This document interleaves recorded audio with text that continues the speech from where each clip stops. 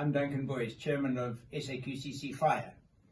We're currently sitting in day 4 of our lockdown, so I certainly hope that you're all being healthy and that you're all staying at home.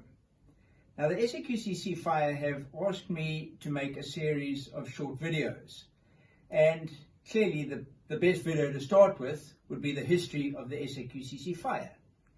Now, just in case you've forgotten, which I know that you haven't, SAQCC Fire stands for South African Qualification and Certification Committee, Fire. There are other SAQCCs, for example, SAQCC Gas. SAQCC Fire, though, has been in existence for 22 years. How it started is actually very interesting, quite concerning actually, by the way. There'd been a number of deaths in the industry, 4, possibly 5. I don't exactly recall how many there were.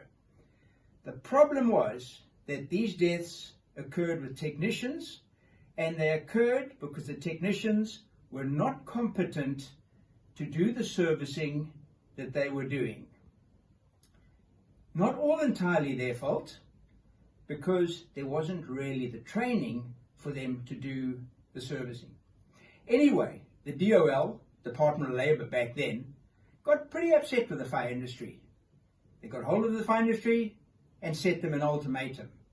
Ultimatum was very simple. Either you clean up the fire industry or we'll do it.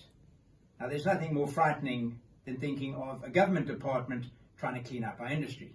So we really got ourselves together. We then decided that we needed a mandate in order to do what we wanted to do. The Department of Labour said that if we cleaned up our act, they would give us this mandate. Now, what exactly does clean up our act mean?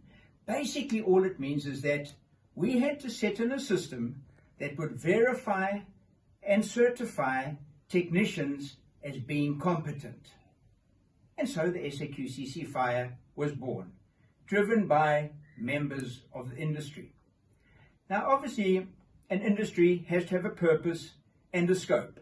And I'd like to read that purpose and the scope from you straight off my computer, because I think it's better read ad verbatim than me making it up. So let's just have a look at that. And it says, the purpose of the SAQCC Fire is to qualify and certify authorized persons in order to ensure safe places for employees and public. That safe places could be read, is read as safe practice as well. And all of this is defined in terms of the Occupational Health and Safety Act, and that's Act 85 of 1993. It's also in the National Building Regulations, and that's referred to in SANS 10400, which I know that you're all very aware of. The scope of the work for the technicians, very, very simple. The scope of the authorized persons pertains to the application, installation, and maintenance of fire protection equipment. Well, that's the history of SAQCC in a nutshell. Our next video, I'm going to explain the SAQCC, the setup of the SAQCC, who runs it, and how it's structured. In the meantime, please remember to be competent and to be safe, because it could protect someone's life. Thank you very much.